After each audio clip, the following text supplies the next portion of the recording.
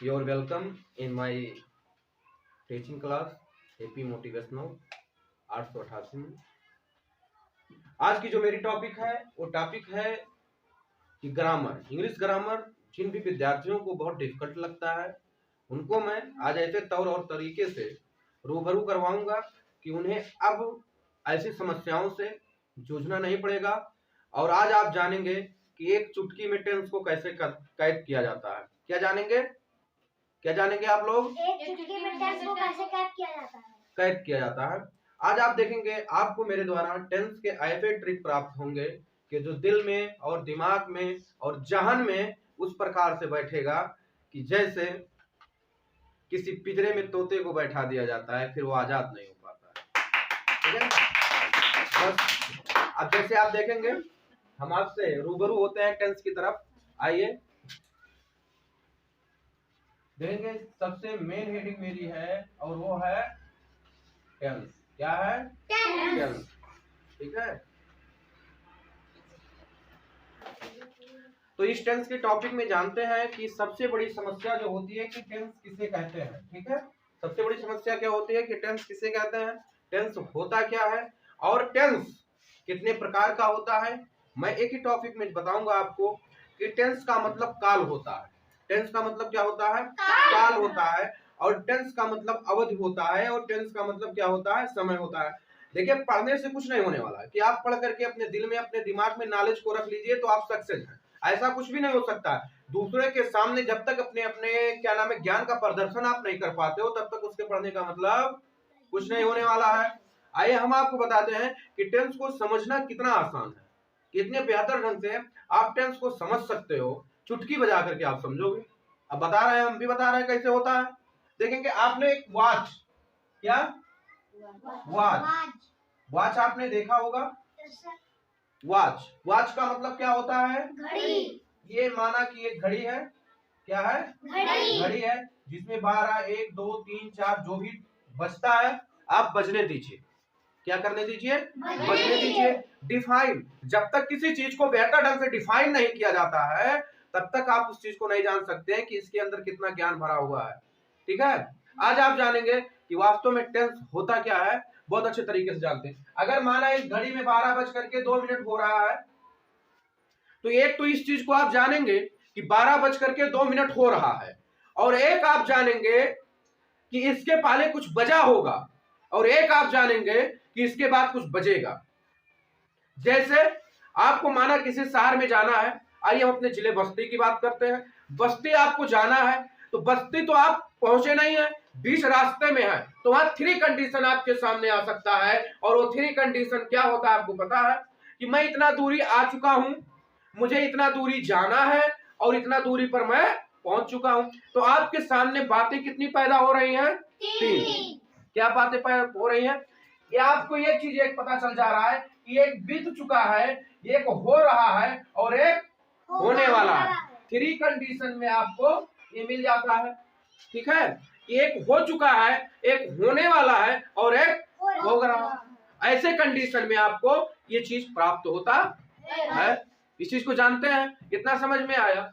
अब देखिए, जो समय बीत जाता है, जो समय बीत जाता है, जिसको हम बिता चुके हैं, सो चुके हैं, खा चुके हैं, छोड़ दिए हैं, पैदा हुए थे, छोटे थे, बचपन में थे, अर्थात बीते हुए ऐसे समय को हम भूतकाल के नाम से जानते हैं। भूत देखे हो? किस नाम से जानते हैं? भूतकाल के नाम से जानते हैं। बहुत महाकाल नहीं है, ये भूतकाल है। किसके नाम से जानते हैं? भूतकाल से। और जो समय मेरा आने वाला है उसको किस नाम से जानते हैं? भविष्य काल के नाम से जानते हैं। किसके नाम से जानते हैं? भविष्य काल। अब 2 काल हो गए, अब तीसरे काल भी घूम रहे हैं, उनको भी आप लोग पकड़ लीजिए। तीसरे काल को आप कैसे पकड़ोगे? बहुत आसान है तीसरे काल को पकड़ना। एक बीत गया, एक आएगा, तो जो चल रहा है उसको क्या कह सकते हैं? वर्तमान। क्या कहेंगे? वर्तमान काल। अब अगर इसे वर्तमान काल, इसको भविष्य काल और इसको भूतकाल आपने कह दिया, हमारी बात आई समझ में? Yes sir. अब आप देखेंगे अगर ये चीज आपके समझ में आ चुकी है तो इन तीनों की हम अंग्रेजी भी लिख लेते हैं। पहले की अंग्रेजी क्या होती है? प्रेजेंट माने वर्तमान। टेंस मीन्स अब टेंस मतलब काल, तो तीनों में टेंस टेंस रहेगा। तीनों में क्या रहेगा? टेंस। अब टेंस प्रेजेंट के बाद पास्ट टेंस जो बीत गया और जो आएगा वो क्या हो जाता है? ठीक है, लेकिन इसको पढ़ने से पहले इस चीज को भी जानना है। अब आप पूछेंगे क्या जानना है? क्या? अब इसको मैं पोएम बता दे रहा हूँ, जिसको नहीं याद होता है वो लोग इसको पोएम के रूप में भी याद कर सकते हैं। अब कैसे याद करोगे? 3 टेंस तुम पढ़ लो भाई। क्या? 3 टेंस तुम पढ़ लो भाई, तब आगे कुछ समझ में आई। तब आगे कुछ समझ में आई। प्रेजेंट पास्ट फ्यूचर को जानो, प्रेजेंट पास्ट फ्यूचर को जानो। इसके 4 भेद हैं मानो। 4 भेद इसके होते हैं भाई। कितने भेद होते हैं? 4। अब अगर आपको इस तरीके से भी टेंस समझ में नहीं आता है तो भी आप इसे समझ सकते हैं, और इसको समझने का एक बेहतर, सबसे बेहतर तरीका हो सकता है, मैं आपको तो बताने जा रहा हूँ।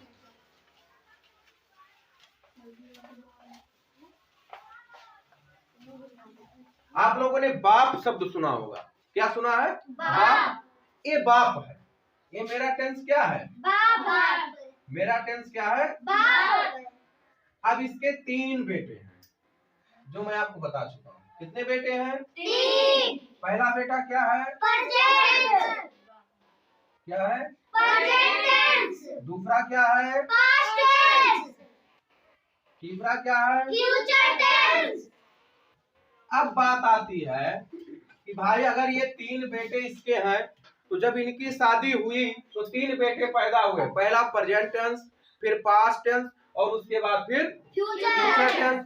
पैदा हुआ कि नहीं पैदा हुआ? Yes sir. अब इसके बाद हमें इस चीज को भी देखना है कि प्रेजेंट टेंस की शादी चलो करवा देते हैं।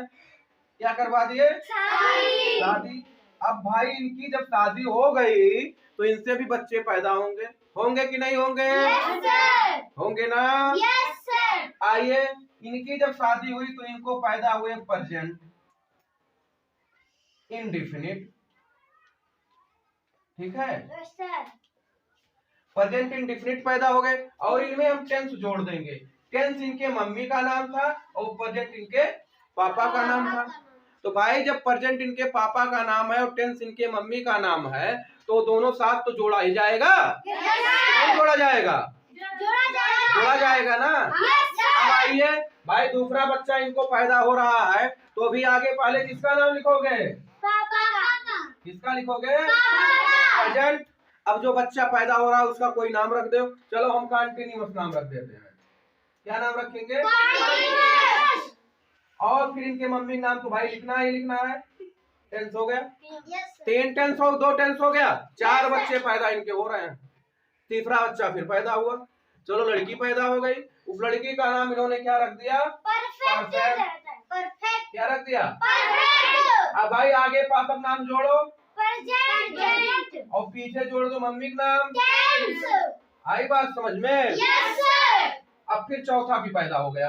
इसका अर्थ ये पैदा हुआ, ये परफेक्ट भी था और कंटिन्यूअस भी था। क्या था? परफेक्ट और कंटीन्यूअस। पीछे मम्मी का नाम जोड़ दो, टेंस। आगे पापा का नाम जोड़ दो। प्रेजेंट। अब इनको ये बच्चे पैदा हो गए। अब जो मैंने आपको बताया कि 3 टेंस तुम पढ़ लो भाई, तो 3 टेंस तो आपने पढ़ लिया।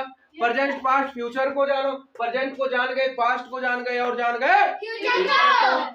और इनके 4 भेद हैं मानो। हमने भैया 4 भेद मान लिया और वो 4 भेद हमने मान लिया। Present indefinite tense, present continuous tense, present perfect tense.